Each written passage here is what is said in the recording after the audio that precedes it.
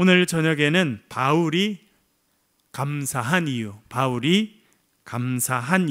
그런 제목으로 같이 말씀을 나누도록 그렇게 하겠습니다. 우리의 삶에 감사도 있을 수 있고 불평과 원망이 있을 수도 있습니다.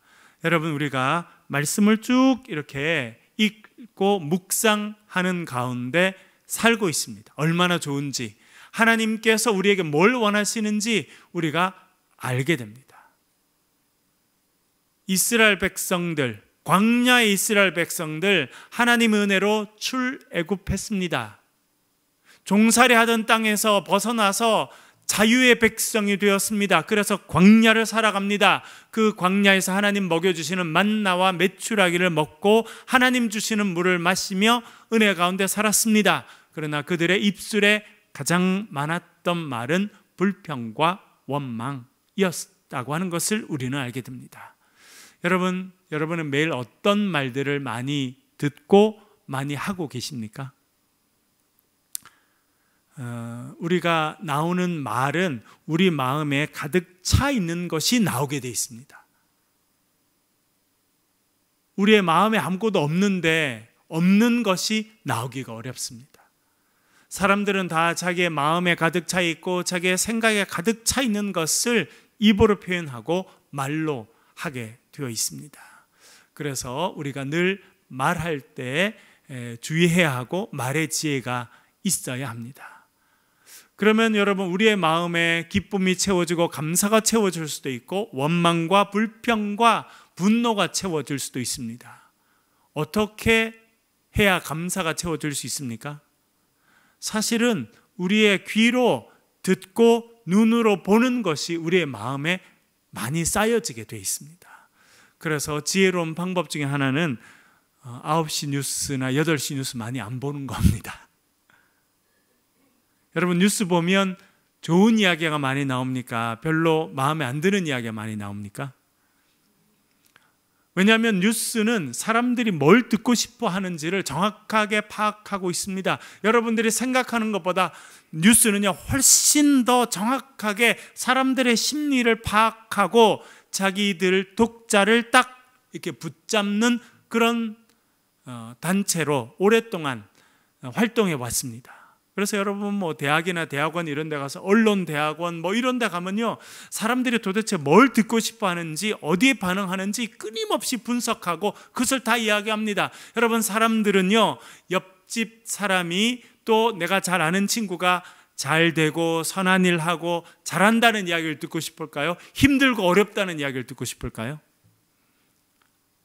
사람들 심리가 누가 저에게 잘한 일 많이 하면 그렇게 기뻐하지 않는다는 것입니다.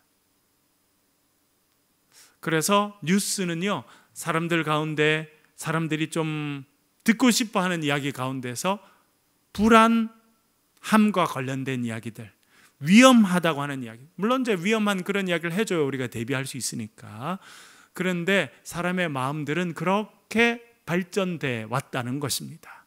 그래서 여러분들이 세상 뉴스를 계속 보고 또 믿음 없는 많은 사람들을 이렇게 만나서 지나다 보면 삶이요, 아주 힘들고 어렵다는 생각을 더 많이 하게 됩니다. 저도 뉴스를 볼 때가 있습니다. 왜냐하면 세상이 어떻게 돌아가는지 알 필요가 있으니까. 그런데 대부분의 뉴스들은 뭐가 잘 될 거다, 괜찮을 거다, 이런 이야기보다 힘들 거다, 어려울 거다, 다 그런 이야기로 주로 차 있습니다. 그런 이야기를 보면요, 마음에 불안함이 쌓이게 돼 있고, 누가 어떤 범죄를 하거나 어떤 잘못을 하거나 그런 것들을 계속 보고 들으면요, 마음에 기쁨이 채워질 수가 없습니다. 그래서 우리가 그 모든 것보다 하나님의 말씀을 듣고 하나님의 말씀을 읽고 묵상할 때 우리 심령 가운데 기쁨이 차게 되고 소망이 생겨나게 되는 줄로 믿습니다. 특별히 데살로니가가 시작하면서 감사가 넘치고 있습니다. 그 내용을 좀 살펴보겠습니다. 바울이 감사한 이유, 그렇게 첫 번째 제목을 정해보았는데요. 데살로니가 전서 1장 2절 말씀 같이 한번 천천히 읽겠습니다. 시작. 우리가 너희 모두로 말미암아 항상 하나님께 감사하며 기도할 때에 너희를 기억함은, 아멘. 우리가, 데살로니가 전서 이 편지를 보내고 있는 사람들을 우리가라고 말했습니다. 지난번에 살펴본 것처럼 바울과 실로아노, 신라죠. 그리고 디모데 이 세 사람이 편지를 쓰고 있습니다. 주로 사도 바울이 썼겠습니다만 그 옆에서 디모데도 돕고 신라도 도와서 이 세 명을 우리라고 표현해 주고 있습니다. 우리가 너희 모두로 말미암아, 여기 너희라는 단어가 나왔습니다. 여기서 말하는 너희는 누구입니까? 데살로니가에 살고 있는 교인들입니다. 우리가 지난 두 번에 걸쳐서 데살로니가 교회 형편에 대해서 살펴보았습니다. 특별히 지난 수요일 날 데살로니가 교회는 어떤 형편에 있었는지 자세히 살펴보았습니다. 데살로니가 교회는 어떤 상황에 있었습니까? 고난이 많았습니다. 힘든 일이 많았습니다. 박해가 많았습니다. 열심히 복음을 전하고 살았지만 유대인들이 일어나서 사도 바울을 힘들게 하고 사도 바울을 도와주었던 야손이라고 하는 사람의 집에 깡패를 데려가서 그 사람을 끌고 나와서 힘들게 했다고 하는 것을 살펴보았습니다. 그래서 하는 수 없이 사도 바울이 그 데살로니가를 몰래 떠나서 베레아로 타 지방으로 갈 수밖에 없는 그런 상황이었다라고 하는 것을 알게 됩니다. 그런 어려움 가운데 믿음을 지키고 신앙생활을 했던 이 데살로니가 사람들을 향해서 사도 바울이 이렇게 말합니다. 너희 모두로 말미암아 항상 하나님께 뭐 한다고요? 감사한다. 항상 하나님께 감사한다. 항상은 조건이 될 때만 감사한다라고 하는 말이 아닙니다. 제가 전에 유학을 할 때 어느 교회에 갔었었는데 아주 장로님 한 분을 만났어요. 그분은 아주 제가 만난 분들 중에 정말 제일 똑똑한 분 중에 한 분이었습니다. 그래서 우리나라에서 제일 유명한 대학을 졸업하고 미국에 가서 30살이 되기 전에 공과대학 박사학위를 받습니다. 그리고 미국에서도 가장 큰 섬유기업 가운데 하나에 취직해서 아주 이렇게 승승장구하고 나중에 그 기업이 어려워져서 여러분 섬유산업, 대구도 섬유산업으로 성공했지 않습니까? 대구 전에 미국 같은 데 나라가 엄청 섬유로 발전했는데 이게 이제 우리나라로 왔다가 지금 우리나라도 그것이 다 없어지고 다 어디로 갔습니까? 저 베트남, 캄보디아, 방글라데시 이런 데로 이제 섬유 사업이 다 옮겨갔습니다. 그러니까 이분이 다녔던 거대한 섬유 산업도 점점 작아지게 됐는데 이분은 또 회사 다니면서도 계속 논문을 썼어요. 그래가지고 논문을 냈기 때문에 나중엔 대학 교수님으로 자리를 옮기게 됐습니다. 그러니까 이분은 참 다양한 재능도 있고 정말 천재, 적어도 수재 정도의 평가를 받을 수 있는 그런 분이었는데 참 훌륭하세요. 아는 것도 많으시고 참 열정적이시고.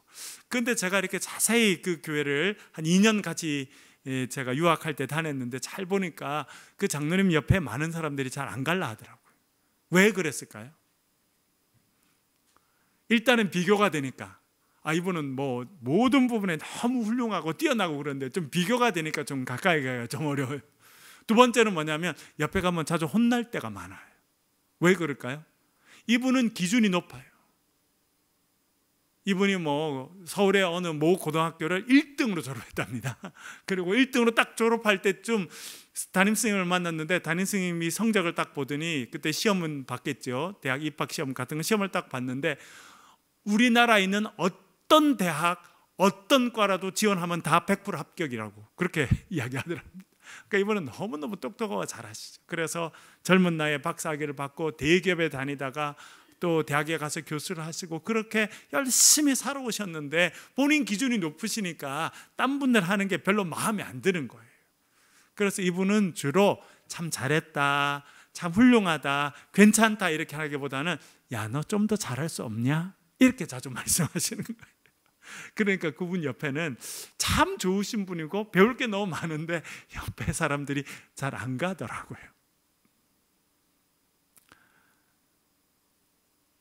그런 경우를 비롯해서 많은 분들, 특별히 우리 리더급에 되신 분들 보면서 제가 하나 배우는 게 있어요. 어떤 분들은 아이고 좀 칭찬을 좀 해주시지 왜 칭찬을 잘 안 하시냐. 그러면 어떤 분들은 그러세요. 칭찬할 게 있어야 칭찬을 하지. 저도 아이들 키워보니까 옆집 애나 교회에 있는 애나 딴 애들은 칭찬하기가 쉽더라고요. 그런데 저희 집에는 칭찬하기가 쉬워요? 잔소리하기가 쉬워요?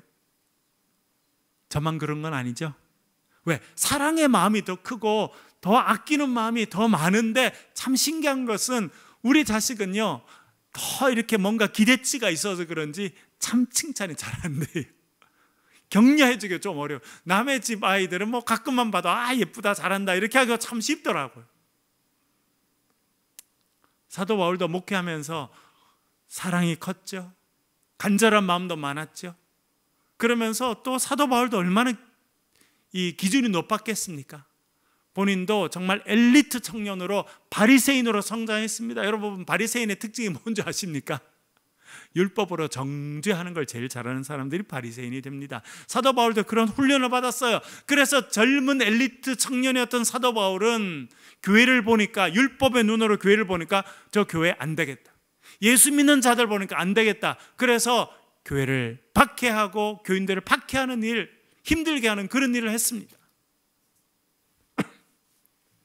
그러나 예수 그리스도를 만나고 난 다음에 그의 인생이 바뀌고 삶이 바뀌게 됩니다. 은혜로 살게 되니까 그가 그 다음부터 점점 훈련을 하게 돼서 이제 이 데살로니가를 쓸 때 그 정도 돼서는 그가 이렇게 고백합니다. 내가 하나님께 감사하는데 항상 하나님께 감사한다. 여러분, 이것이 신앙의 아주 높은 단계에 이르면 우리가 하게 되는 것입니다. 감사하게 돼요. 교회를 30년, 40년, 50년 다녔습니다. 그런데 앉으면 불평하고 앉으면 이렇다 그러고 부정적인 이야기하고 누구 뒷담하고 그분은요 아직 멀은 거예요. 교회만 오래 다닌 거지 아직 신앙의 수준의 아이나 마찬가지입니다. 우리의 신앙의 수준이 높아지고 경륜이 높아지고 하나님께서 주신 은혜를 많이 받아오고 살아갈 사람일수록 뭐가 필요하냐면 감사의 언어가 필요합니다. 그래서 우리가 셀 모임 시작할 때 뭐부터 합니까? 지난 한 주간 감사했던 일이 무엇입니까? 라고 물어봅니다. 제가 우리 교회에서만 하는 거 아니에요. 제가 연대 대학원 학생들도 수업 시작하기 전에 한마디씩 하라 그래요. 지난 한 주간 감사했던 거 이야기하고 시작하라고 이렇게. 그랬더니 학생들이 그걸 수업 시간에 처음 해보잖아요. 왜냐면 그렇게 하는 교수님이 하나도 없으니까. 근데 제가 그렇게 몇 번 했더니 그 학생 중에 하나가 이야기하더라. 아, 자기는 그래서 학교에 올 때 꼭 제 수업이 든 날은 학교 오면서 생각한다는 거야. 무슨 감사한 일이 있었나 이렇게 생각하게 된다는 거야. 왜냐하면 제가 물어보니까. 그래서 평소에는 학교 다닐 때 그냥 너무 바쁘고 또 교회 사역도 해야 되고 일도 해야 되고 막 너무 처음에 학교 들어왔을 때만 좋지 이렇게 정신이 없고 힘들고 내 삶을 왜 이러나 이렇게 지냈는데 제가 수업 시간마다 감사하고 좋았던 일 말하라고 그러니까 생각을 하게 되고 어떤 데는 그때 말할 걸 적는데요. 이렇게 그렇게 해보니까 자기의 삶에 진짜 감사한 일이 많다는 것을 깨닫게 됐다는 거예요. 여러분, 여러분의 삶에 있는 많은 일을 주의 은혜로 생각하면 다 감사할 것밖에 없습니다. 건강하면 건강해서 감사합니다. 병들고 어려우면요 병들고 어려워서 감사한 거예요. 제가 지난번에 수업 시간에 누구를 모셨냐면 김양재 목사님이라고 들어보셨어요? 못 들어보셔도 아무 상관없어요. 여성 목사님으로서는 우리나라에 가장 앞서 있는 분, 그 교인이 2만 명이랍니다. 그분을 제 수업 시간에 한번 특강으로 모셨어요. 그분이 오셔서 이야기하시는데 제가 하나 배운 게 있어요. 그분이 판교에서 목회하시잖아요. 교회가 2개예요. 판교에 하나 있고 강남의 휘문고등학교 강단에서 예배를 드려서 교회가 2군데입니다. 예배 처소가 2군데. 그러니까 주로 참여하는 분들이 강남, 분당, 판교에 사는 분들이 주로 참여해요. 우리나라에서 가장 많이 배우고 가장 경제적으로 여유 있고 가장 엘리트라고 스스로 생각하고 있는 사람들이 사는 동네가 거기예요. 그런데 강의하면서 뭐라 하는 줄 아세요? 어떤 사람이 와서 자기 남편이 바람났다 그러더래요. 자기가 병들었다고 그러더래요. 고난이 와가지고 자기가 정말 자살을 생각할 만큼 힘든 일이 있다고 그런데, 그러면 자기가 그런데 할렐루야, 너 드디어 은혜 받게 생겼다, 그렇게 말한다는 거예요. 자기가 지나보니까 사람이 잘 나가고 고민 없고 그럴 때는요, 은혜 받지 않더라는 거예요. 마음이 열리지 않고 말씀이 들리지 않고 열심히 기도 안 한다는 거예요. 그런데 그런 삶의 큰 위기가 오면 그때 하나님께 나와서 기도하기 시작하고, 그때 귀가 열려서 하나님의 음성을 듣기 시작하고, 그렇게 해서 변화되더라는 거예요. 그래서 자기는 그런답니다. 자기를 찾아와서 어려움이 있다 그러면 할렐루야, 너 잘 됐다, 이제 드디어 너 은혜 받고 새로운 인생 되게 생겼다, 할렐루야, 감사해라, 그렇게 이야기한대요. 그러니까 여러분, 그분 말씀이 오랫동안 목회를 하면서 참 그걸 느끼신 거예요. 본인이 저 진급했습니다, 저 이번에 승진했습니다, 사업 성공해서 뭐 얼마 벌었습니다, 새 아파트 샀습니다. 그러면 겉으로 감사하게 되고 겉으로 말씀을 듣는다는 거예요. 그런데 그게 아니고 삶이 무너지고 실패하게 되고 배신당하고 자기가 감당할 수 없는 어려움이 찾아오면 그때 마음이 열려서 귀가 열리고 말씀을 듣게 되고 인생이 새로워지고 그렇게 하더라는 거예요. 그래서 자기는 어려움이 있다 그러면 야, 잘 됐다, 너 이제 말씀 듣고 은혜 받고 너 이제 하나님의 사람으로 바뀌겠다, 그렇게 이야기한다는 거예요.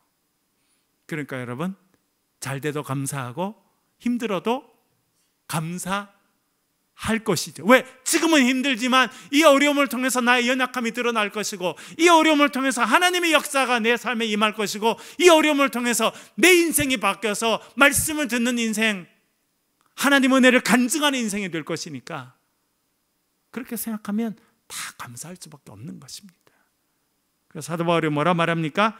항상 하나님께 내가 감사한다. 기도할 때 너희를 기억한다. 사도 바울이 기도할 때 생각났던 교회가 어느 교회였다는 겁니까? 데살로니가 교회였다는 거예요. 여러분들도 어떤 때는 내가 그냥 기도하는데 꼭 기도해야 될 것 같은 기도 제목이 떠오르는 사람이 있습니까? 없습니까? 있죠. 그때는 하나님께서 그 시간에 그 사람을 위해서 기도하라는 거예요. 좋은 일이 있어서도 기도하고, 또 힘들고 어려운 일이 있어서도 기도하고, 어떤 때는요 그 사람이 기도할 힘조차도 없기 때문에 하나님께서 우리에게 기도를 시키시는 거예요. 누군가 널 위해 기도하나 여러분 잘 아시잖아요, 그렇죠? 어떤 때는 마음이 무너져서 기도할 힘도 없어요. 우리도 그런 시간을 겪었지 않습니까? 그러나 그런 시간을 겪었지만 우리가 일어날 수 있었던 것은 누군가 우리를 위해서 눈물 뿌려 기도하고 우리의 이름을 불러가면서 하나님 불쌍히 여겨주십시오라고 기도했기 때문에 그 결과로 우리가 지금까지 살아온 줄로 믿습니다. 그래서 기도할 때 누군가 하나님께서 기억나게 하시고 마음에 부담을 주시면 그 사람의 이름을 불러가며 기도하는 거예요. 그게 우리가 기도의 도구로 쓰임받게 되는 길입니다.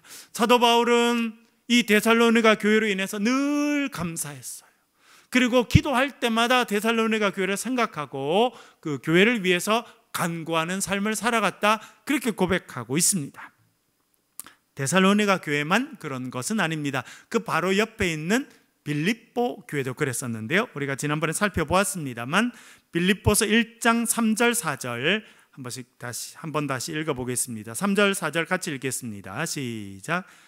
내가 너희를 생각할 때마다 나의 하나님께 감사하며 간구할 때마다 너희 무리를 위하여 기쁨으로 항상 간구함은. 아멘.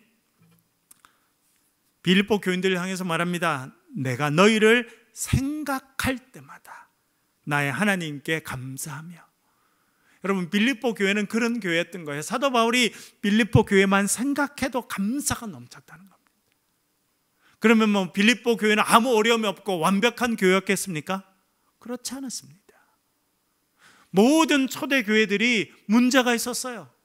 힘들고 어렵게 하는 사람들이 있었습니다. 문제를 일으키는 사람이 있었습니다.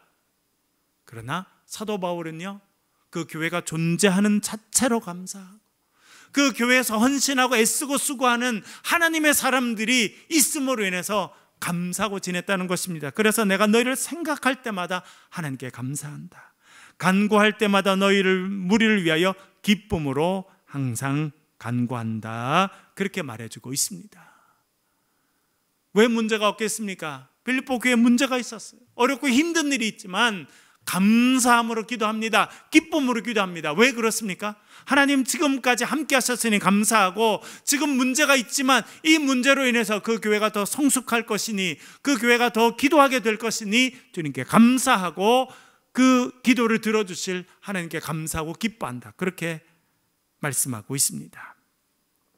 여러분, 여러분의 삶에 감사가 넘치고 기도할 때 하나님 이루시고 은혜 주실 것을 기대하며 기쁨으로 감사로 기도하는 삶을 살아가실 수 있기를 간절히 바랍니다. 그 다음 그림이요, 우리 지난번에 한번 보여드렸습니다만 지금 마케도니아라는 지역이 있고 빌립보가 있고 옆에 데살로니가 있는 거 보이시죠? 그래서 지금 이제 데살로니가 교회에 편지를 보냈습니다만 빌립보 교회는 바로 옆에 있습니다. 그래서 빌립보, 데살로니가 이렇게 옮겨갔고, 데살로니가에서 사람들이 하도 힘들게 하니까 그가 이제 몰래 숨어서 베레아로 갔습니다. 베레아도 교회가 분명히 세워졌을 것 같은데 베레아에 보낸 편지는 우리에게는 없습니다. 그래서 우리가 빌립보서 데살로니가 서만 가지고 있는데요, 이 옆에 있는 교회들이 다 분위기가 비슷했다는 겁니다. 어렵고 힘들어도 하나님 말씀 가운데 살려고 애쓰는 교회들, 그래서 이 교회들을 생각할 때마다 감사하고 기쁨으로 기도했다. 그렇게 말해주고 있습니다. 내려주시고요. 그 다음에는 데살로니가전서 1장 3절 4절 그가 왜 기뻐했는지, 왜 감사했는지 그 내용을 이야기하고 있는데요, 읽어보겠습니다. 3절 4절 같이 읽겠습니다. 시작. 너희의 믿음의 역사와 소망의 인내를 우리 하나님 아버지 앞에서 끊임없이 기억함이니 하나님의 사랑하심을 받은 형제들아 너희를 택하심을 아노라. 아멘. 사도 바울이 왜 이렇게 기도하면서 기뻐하고 또 생각할 때마다 감사하고 그렇게 했었느냐? 3절에 이렇게 나옵니다. 너희의 믿음의 역사와. 세 가지가 나오는데 첫 번째는 믿음의 역사다. 그렇게 말해주고 있습니다. 원문의 뜻을 살펴서 말씀드리면 일을 하되 믿음을 통해서 나온 일을 한다. 그런 의미입니다. 그러니까 여러분, 밖에서 우리 직장 생활에서도 일을 하게 되죠. 교회에서도 일을 하게 됩니다. 사업의 터전에서 일을 하게 되고 교회 와서도 일을 하게 되는데 뭐가 다른 겁니까? 예를 들어 사업을 합니다. 어떤 사람은요, 돈 벌기 위해서 일을 해야 돼요. 그러면 입으로 뭐라는 줄 아십니까?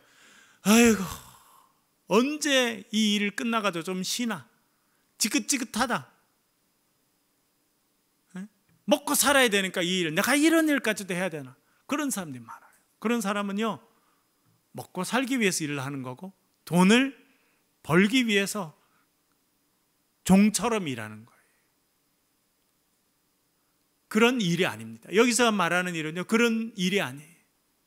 특별히 교회에서 일을 할 때는 아유, 내가 헌금도 내는데 뭐 여기 와서 뭐 청소도 해야 되고 봉사도 해야 되고 이렇게 해야 되나? 그런 사람 우리 교회는 없는데, 제가 목회를 해보니까 딴 교회는 있더라고요. 그 교회에서 하면서도 불평이 많아요. 여기서 말하는 일은 뭐냐면 믿음에서 우러나는 일이라는 겁니다. 하나님 나에게 믿음 주셨으니 감사합니다라고 일을 감당하는 것입니다. 여러분, 이것은 교회일 뿐만 아니라 직장도 마찬가지고요, 사업도 마찬가지예요. 어떤 분들은요, 아침에 자기의 사업터에 가서 이 셔터를 올리고 문을 열면서 하나님 감사합니다, 오늘 하루도 나에게 직장을 주시고 일할 터를 주셔서 제가 이렇게 시작하게 하시는 감사합니다, 그렇게 시작하는 사람이 있어요. 그러면 그분이 하는 사업터나 직장, 그곳은 하나님의 사명을 이루는 거룩한 곳이 됩니다. 종교개혁자 마틴 루터라고 하는 사람이 있었습니다. 그분이 아주 정말 믿음의 언어, 믿음의 생각을 갖고 종교개혁을 하게 되었는데요, 그래서 그 당시 전 유럽의 영향력을 행사하고 있었던 로마 가톨릭 교회가 바뀌게 되고, 결국은 인류 역사가 바뀌는 중요한 일을 이 루터가 하게 됐는데, 루터가 생각한 게 있습니다. 그 당시 로마 교회는 성직자들만 하나님의 일을 한다고 생각했어요. 물론 루터도 그 당시 로마 가톨릭 교회에 속해 있던 사제였습니다. 신학교 교수이면서 사제였습니다. 그래서 일반 교회에 있었던 교인들은 하나님의 일을 하는 것이 아니고 성직자들만 하나님의 일을 한다, 이렇게 로마 가톨릭이 가르쳤어요. 그래서 성경도 성직자들만 보고, 그 당시 대부분의 사람, 그 당시는 미사를 드리면 라틴어로 했습니다. 라틴어로. 프랑스 사람도 못 알아듣고, 독일 사람도 못 알아듣고, 영국 사람도 못 알아듣고, 스페인 사람도 못 알아듣고, 상관이 없었어요. 라틴어로. 왜? 라틴어가 가장 거룩한 언어라고 생각했기 때문에 사제들을 라틴어 훈련을 받고 라틴어로 미사를 집전했어요. 여러분, 유럽의 많은 성당에 이런 데 가면 벽에 뭐가 있어요? 천장이나 벽에 가면 뭐가 있어요, 여러분? 옆에는 스테인드 글라스가 있습니다. 그리고 그 큰 성당이나 가면 엄청난 그림들이 천장에도 붙어 있고 옆에도 다 붙어 있어요. 왜 그럴까요?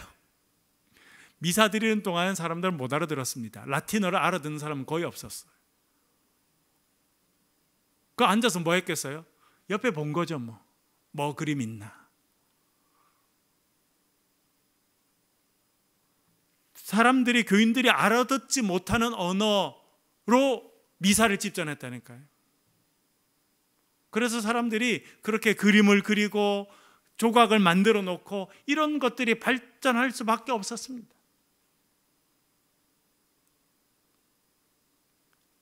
그런데 루터가 성경 말씀을 깊이 묵상하고 깨달으면서 그가 알게 된 게 있습니다. 그것은 무엇이냐면, 성직, 거룩한 일이라고 하는 것은 사제들만 하는 것이 아니라 하나님 앞에 부르심 받은 자들이 하나님 주신 소명을 따라 일하게 되면 그 자체가 성직이다, 그런 생각을 하게 됩니다. 그래서 루터 이후로 깔뱅을 지나면서 어떤 사상이 굳혀지게 됐냐면 만인 제사장설입니다. 만인 제사장. 모든 사람들 예수 그리스도를 구주로 믿고 하나님 앞에 부름받아서 하나님 주신 사명을 감당하는 모든 사람들은 그 일이 성직이라는 거예요. 그게 만인 제사장입니다. 모든 사람이 하나님의 일을 하는 제사장 역할을 하게 됐다는 것입니다. 특별히 그것이 루터를 통해서 깔뱅에 와서 완전히 정착되게 됐습니다. 그래서 어떤 일이 생기게 됐느냐, 유럽 사회가 완전히 변해서 새로운 나라가 되고 새로운 역사가 열릴 때 이 사상이 너무나 중요했습니다. 그 전까지는 사제들만 하나님의 일을 하는 겁니다. 그런데 이제 루터와 깔뱅을 지나서 개신교가 되면서, 우리 지금 속해 있는 이 개신교가 되면서 사람들이 어떻게 생각하게 됐냐면, 내가 장사를 하는 것도 하나님의 영광을 위해서 하고 내 사명으로 정직하고 열심히 하게 되면 이것이 성직이 됩니다. 전에는요, 장사하는 사람들은 아주 더 천한 일이라고 생각해서, 유럽에서도. 그러나 루터와 깔뱅이 지나면서 여러분들이 기도하면서 기쁨으로 하나님의 영광을 위해서 열심히 일하면 그 자체가 성직이 됩니다 라고 이야기하면서 사람들이 삶을 대하는 태도가 완전히 바뀝니다. 먹고 살기 위해서, 이거 안 하면 죽으니까 그렇게 일하던 사람이, 와, 내가 목회자도 아니고 성직자 아니지만, 내가 장사하는 사람이지만 내가 이렇게 정직하고 열심히 장사해서 여기서 이윤을 남겨서 가난한 자를 돕고 교회를 세워가고 그렇게 하는 것이 하나님이 기뻐하시는 일, 거룩한 일이구나 생각하면서 사람들의 삶이 완전히 달라집니다. 그래서 유럽에서도 어떤 일이 생기게 되냐면, 로마 가톨릭 교회가 주로 있는, 국민의 대부분이 로마 가톨릭 교회를 믿는 그런 나라와 개신교를 믿는 나라들은요, 그 다음부터 경제적인 차가 엄청나게 바뀌게 됩니다. 대표적인 나라가 네덜란드 같은 나라가 됩니다. 왜? 국민들이, 그게 교회에 나오는 개신교인들이, 야, 내가 장사하는 것도 하나님의 일이고, 내가 공부를 하는 것도 하나님의 일이고, 내가 직장생활을 하는 것도 하나님의 일이고, 내가 농사하는 것도 하나님의 일이니 하나님의 영광을 위해서 열심히 해야지. 그래서 똑같은 지역에서 똑같은 환경에서 농사를 지어도 개신교인들이 농사를 지으면 생산량이 2배, 3배 이상 많아졌습니다. 왜 그래요? 믿음으로 일을 하는 거예요. 믿음으로. 오늘 나에게 하나님 맡기신 이 사명을 기쁨으로 노래하면서 감당하는 겁니다. 아이고, 이거 뭐 그냥 빨리 대충 하고 끝마치고 집에 가서 쉬어야지, 이렇게 하는 거하고는 차원이 다른 거예요. 하나님 오늘 나에게 맡겨주셨으니 하나님 제가 열심히 있는 일꾼으로 살겠습니다. 5달란트 받은 자처럼 최선을 다하며 살겠습니다. 그렇게 하고 장사하는 사람하고 할 수 없이 하는 사람하고 완전히 다르지 않습니까, 여러분? 그래서 개신교회가 나서, 종교개혁이 나서 세상이 바뀐 겁니다. 여러분 보세요. 북한하고 우리하고 지금 경제적인 수준이 얼마나 차이 납니까? 북한은요, 뭐 쉽게 말하면 죽었다 깨어나도 지금은 따라올 수가 없습니다. 우리나라를. 왜 그렇습니까? 공산주의 사회에서 기독교 다 없애고 물질 중심으로 똑같이 잘 살자 그렇게 했지만 똑같이 가난해졌잖아요. 북한에 있던 기독교인들이 다 남한으로 내려왔습니다. 6.25 전쟁 때. 그래서 북한에 훨씬 더 많은 교회가 있고 훨씬 더 뛰어난 기독교인들이 있었는데, 공산정권이 들었으니까 그분들이 남한에 다 내려와서 대구, 부산, 서울 다 여기 정착해서 그분들이 하는 일이 뭐예요?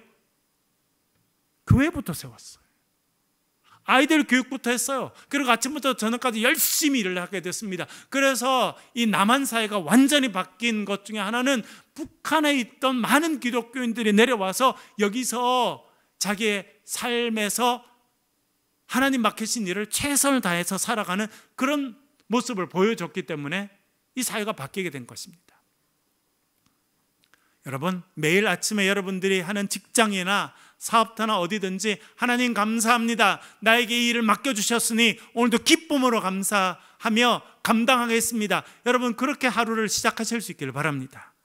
그게 믿음의 역사인 거예요. 일을 하지만 믿음이 기본이 돼서 믿음에서 우러나서 일을 하게 되는 것, 그것이 믿음의 역사라는 겁니다. 데살로니가 교인들은요, 환경이 어렵고 힘들었어요. 그러나 믿음으로 어떤 일들을 감당하는 사람들이었다는 것입니다. 그래서 사도 바울이 그 일로 인해서 내가 감사하다 그렇게 말한 것입니다. 두 번째는 사랑의 수고입니다. 수고, 애쓰고 수고하는 것이죠. 그런데 뭐가 바탕이 된다는 것입니까? 사랑에서 나온다는 거예요. 이거는 여러분들이 우리가 어릴 때부터 많이 겪고 살았습니다. 여러분들 중에도 실천하고 사셨죠? 어머니들이 아이들 위해서 밥을 합니다. 저도 어릴 때 보면 저희 어머님이 밖에 가서 일을 하시고 저녁에 너무 힘드신데도 들어오면 어떻게 해요? 뭐부터 하시는 거예요? 집에 오시면 나도 힘드니까 나도 씻고 자자 그렇게 합니까? 저희 집에 애가 넷인데 저희 누님 3분 저랑 엄마 올 때만 기다리고 있잖아요. 배를 꼴쫄쫄 굶고. 그럼 어떻게 해요? 제 어머님 오셔서 손 씻을 시간도 없고, 그때는 제가 어릴 때는 밖에서 불을 뗐거든요. 장작을 떼서 밥을 했단 말이에요. 그럼 큰 솥에다 물을 올리고 장작을 떼고, 금방 할 수 있는 게 뭐예요, 여러분? 수제비. 그래서 제 수제비 엄청 많이 먹었어요. 그래서 물이 끓으면 거기다가 멸치 좀 집어넣고, 그래서 멸치 국물 좀 한 다음에는 이렇게 반죽해가지고 멸치 국물이 이렇게 되는 사이에 반죽해서 밀가루 반죽해서 뜯어 넣으면 그게 금방 되잖아요. 그래서 저는 어릴 때 수제비 엄청 좋아했어요. 특별히 맛있어서라기보다는 많이 먹어가지고. 그런 게 사랑의 수고인 거예요. 수고하고 애쓰는데 그 동기가 사랑에서 나오는 거라는 거예요. 데살로니가 교인들은요 그렇게 했다는 겁니다. 수고하고 애쓰는 일들 의무로 하기도 하고 할 수 없이 해야 될 수도 있지만, 그분들은 그리스도의 사랑으로 그 수고를 감당하고 살아갔다는 것입니다. 그것으로 인해서 내가 감사한다 그렇게 말해주고 있습니다. 그리고는 소망의 인내라는 말이 나옵니다. 소망의 인내. 인내는 참고 기다리는 겁니다. 버티는 겁니다. 여러분, 어렵고 힘든 일이 오면 어떻게 하면 됩니까? 도망가면 됩니까? 어떤 사람들은요 어렵고 힘든 일이 오면 도망갑니다. 그러나 어떤 사람들은 인내하고 기다리고 버티고 참아내고 그 일을 이겨나가는 거예요. 데살로니가 교인들은 인내하는 사람들이었습니다. 그런데 뭐가 그들에게 인내할 수 있는 힘을 줬다고 이야기합니까? 예수 그리스도에 대한 소망이 그들로 하여금 인내하게 했다는 것입니다. 주님께서 십자가에 달리셨으니 그 십자가에 달리신 주님을 생각하면 내가 이 정도 이기지 않을까, 이길 수 있다, 그렇게 생각한 거예요. 그리고 다른 사람들은 알아주지 않아도 주님 언젠가 나에게 오셔서 참 수고했다, 참 애썼다, 주님 나를 알아주시고 주님 나를 위로해 주실 것이니 그 주님의 위로를 기대하며 소망 가운데 인내하고 참아가고 버텨가고 지나가는 것입니다. 여러분, 우리가 지금 이 자리에 앉아서 예배 드리고 있는 것은요, 누군가 엄청난 인내의 시간을 보냈기 때문입니다. 너무 분명하지 않아요? 이 땅에서 태어났으니까. 저도 길거리에서 태어났는데 저희 어머니 길거리에서 저 혼자 나느라 얼마나 인내의 시간을 보냈겠어요. 얼마나 힘들었겠어요. 그러니까 우리는 태어나는 순간부터 누군가가 소망 가운데 인내하고 참고 애쓰고 하는 시간을 다 보냈기 때문에 이 땅에 태어나서 살고 있는 것입니다. 그리고 우리의 연수가 더할수록 우리가 잘 알지 못하지만 누군가는 소망 가운데 인내하고 참고. 여러분, 아이들 길러보셨죠? 지난번에 제가 누군가 만나서 했는데 아이가 5학년이라는 6학년이라는, 그래서 애가 어때요? 그랬더니 애가 지금까지 괜찮다고, 큰 문제는 안 일으킨다고. 그래서 내가 다음 주에 가서 감사원금 하라 그랬어요. 보통 여자인데 여자아이가 한 5학년에 6학년쯤 되면 엄마가 그렇게 하거든요. 하루는 불러가지고, 야, 네가 나가든 내가 나가든 둘 중에 하나는 집 나가자. 사춘기가 되면. 그렇잖아요, 여러분. 우리 둘 다 이 집에 있기는 서로 힘드니까 네가 나가든 내가 나가든 하나는 나가자, 이렇게 해야 되는데 애가 5학년 6학년 될 때까지 큰 문제가 없었다고 그러니까, 그래서 제가 감사원금 하라 그랬어요. 그런 집 별로 많지 않다고. 그런 아이들이 지날 때도 부모님이 인내하는 겁니다. 참아주는 거예요. 그렇죠? 우리가 그 은혜를 다 받았기 때문에 지금 살고 있는 것입니다. 사도 바울은 세 가지를 말합니다. 내가 왜 하나님께 그렇게 감사하고 기뻐하느냐? 너희들이 열심히 일을 하되 믿음이라고 하는 것에서 나온 그런 동기로 열심히 일을 하기 때문이고, 애쓰고 수고하는 것도 사랑의 수고, 애쓰고 수고하는 것도요, 할 수 없어서 하는 것이 아니라 주의 사랑으로 감당하고 주님 오셔서 나를 위로해 주실 것을 소망하고 믿으면서 인내 가운데 살아가니 내가 너희들로 인해서 감사한다, 그렇게 말해주고 있는 것입니다. 그 다음 페이지 넘기셔가지고요, 사도 바울이 전한 복음의 특징 몇 가지를 이야기하는데 살펴볼게요. 데살로니가전서 1장 5절입니다. 같이 읽어보겠습니다. 시작. 이는 우리 복음이 너희에게 말로만 이른 것이 아니라 또한 능력과 성령과 큰 확신으로 된 것임이라. 우리가 너희 가운데서 너희를 위하여 어떤 사람이 된 것은 너희가 아는 바와 같으니라. 아멘. 여기서 사도 바울이 중요한 이야기를 합니다. 우리 복음이 너희에게 말로만 이른 것이 아니다. 복음을 전할 때 말로만 한 것이 아니라는 겁니다. 그러면 뭐가 같이 있었다고 이야기를 합니까? 그 뒤에 나오죠. 또한 능력과, 여기 능력은 하나님께서 예수 그리스도를 통해서 성령께서 우리에게 주시는 능력을 말하는 것입니다. 우리가 복음을 전하고 복음의 사람으로 살아갈 때 필요한 것이 능력인데, 그것은 우리에게로서부터 나오는 게 아니에요. 하나님께서 우리에게 공급해 주시는 것입니다. 그 능력으로 우리가 복음을 전하며 살아갔다 이야기해 주고 있습니다. 그래서 그 뒤에 성령과라고 나오죠. 원어 그대로 하면 성령 안에서입니다. 성령을 통해서. 사실은 그것은 앞에 있는 능력과 연결되어 있어요. 하나님께서 우리에게 감당할 수 있는 능력을 주시는데 그것은 성령을 통해서 주신다, 그 이야기입니다. 우리가 하나님의 일들을 감당하고 주님 주신 사명을 감당할 때 성령께서 우리에게 감당할 능력을 허락해 주실 줄로 믿습니다. 그래서 건강도 주시고 체력도 주시고 인내력도 주시고 내일에 대한 소망도 주시고 기쁨도 주시고, 그러셔서 우리가 주일들을 감당하고 있는 것입니다. 그리고 그 뒤에 큰 확신으로 된 것이다, 그렇게 말합니다. 여러분, 어떤 확신이 사도 바울에게 있었겠습니까? 처음 복음을 전하면서 어떤 확신이 있었겠습니까? 하나님이 부족한 나를 통해서 하나님의 구원 사역을 이루실 것이라는 확신이 있었습니다. 사도 바울의 확신이었어요. 나는 연약하고 부족하고, 특별히 사도 바울은요, 몸이 많이 약했어요. 병치레를 많이 했습니다. 한경직 목사님 병치레를 많이 했어요. 그래서 폐병 때문에 너무너무 고생을 미국에서도 많이 했지만 여기 와서도 많이 했어요. 조은기 목사님도 폐병 때문에. 그래서 이렇게 쓰임받은 목사님들 중에 병을 크게 앓은 분들이 많더라고요. 그런데 그런 분들이 목회를 또 잘하시는 분들이 많으세요. 왜 그러세요? 확신이 생긴 거예요. 한경재 목사님도 그렇게 폐병에 걸려 쭉 가면서 하나님께서 치료해 주시는 경험을 하게 되면서 뭘 확신하게 됐냐면, 하나님은 살아계시고 하나님은 나를 치료하시고 하나님 우리 가운데 구원의 역사를 허락하시는 분이시라는 확신이 있었던 거예요. 제가 소망교회를 세우신 곽선희 목사님 수업을 신학대학원 때 세 학기나 들었는데, 와, 그분은 확신의 사람이에요. 거침이 없어요. 왜요? 죽을 고비를 계속 넘겼거든요.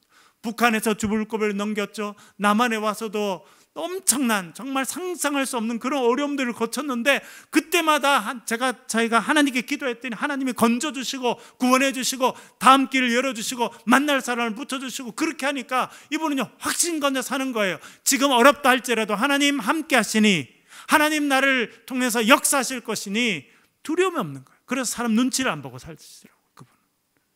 왜? 사람한테 뭐 할 게 없다는 거예요. 뭐 있어 보여도 여러분 그 사람 가까이 가보세요. 문제투성이거든요. 그래서 사람을 믿으면 넘어지게 돼 있고 사람을 믿으면 쓰러지게 돼 있는 거예요. 그러나 하나님이 함께 하시고 하나님께서 우리의 삶의 구원의 역사를 허락하시는 분이라고 하는 것을 믿고 살아가면 우리 가운데 확신이 넘치게 될 줄로 믿습니다. 여러분, 그런 확신을 가지고 살아가시길 바랍니다. 그리고 마지막 세 번째 걸 보겠습니다. 우리와 주를 본받는 자가 되었다라고 하는 부분이요, 데살로니가전서 1장 6절 7절 한번 같이 읽겠습니다. 시작. 또 너희는 많은 환난 가운데서 성령의 기쁨으로 말씀을 받아 우리와 주를 본받은 자가 되었으니, 그러므로 너희가 마게도냐와 아가야에 있는 모든 믿는 자의 본이 되었느니라. 아멘. 여러분, 여기에 기가 막힌 하나님의 역사가 있습니다.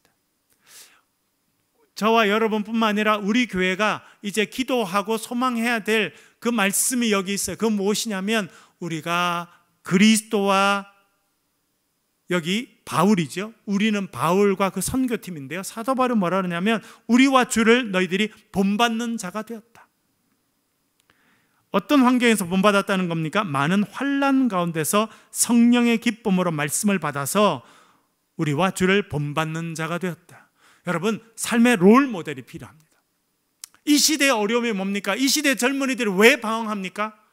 롤 모델이 없어요. 따라갈 사람이 없다니까요.